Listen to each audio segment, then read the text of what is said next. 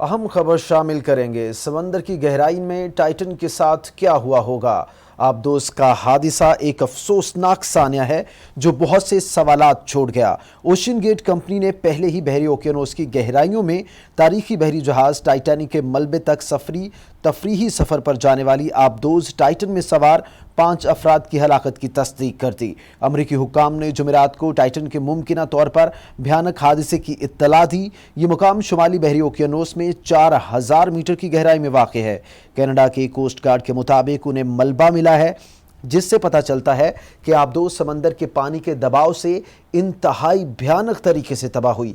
उन्होंने इस वाक़े में मरने वालों के लिए ताज़ियत का इजहार किया। अब माहिरीन इस बात की तहकीक करेंगे कि क्या हुआ और इससे बचने के लिए क्या किया जाना चाहिए था। वो अपनी तहकीक में टाइटैनिक के करीब से मिलने वाले टुकड़ों का जायजा लेंगे। बरतानवी रॉयल नेवी की आबदोस के साबिक कप्तान रियान रमजी के मुताबिक हुक्काम इस साहनिये को हर पहलू से समझने के लिए ज़्यादा से ज़्यादा मलबा इकट्ठा करेंगे। उनके मुताबिक ये हवाई जहाज़ के हादसे से मुख्तलिफ नहीं होगा, बस फ़र्क ये है कि यहाँ कोई ब्लैक बॉक्स नहीं है, इसलिए आप आबदोस के आखिरी हरकत खुद नहीं देख पाएंगे, लेकिन वो जितने पुर्जे जमा कर सकते हैं जमा करेंगे। उनको स्ट्रक्चरल रप्चर, साख्ती टूट फूट का तज्जिया करने के काबिल होना चाहिए।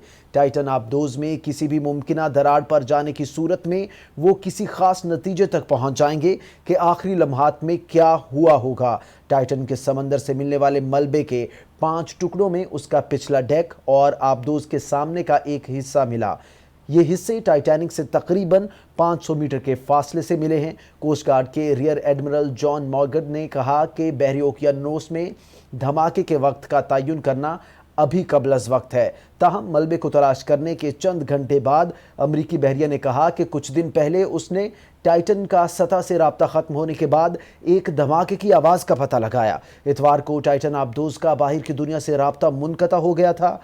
इस तफरीही सफ़र का इंतज़ाम करने वाली ओशन गेट कंपनी, जिसके बानी भी टाइटन आबदोस में सवार थे, उसने एक बयान में कहा कि हमारा मानना है कि हमारे 61 बरस के CEO स्टॉकटन रिश, 48 बरस के पाकिस्तानी ताजिर शहजादा दाऊद और उनके 19 बरस के बेटे सुलेमान दाऊद, 58 बरस के हमेश हार्डिंग और 77 के पॉल हेनरी को हम खो चुके हैं। तहकीकात में कार्बन फाइबर के उन टुकड़ों का कलीदी किरदार होगा जो इस टाइटन आबदोस की साख्त में इस्तेमाल किए गए थे। अहम सवाल ये है कि क्या इस आबदोस की साख्ती खराबी ही थी जिसकी वजह से ये पाश हो गई।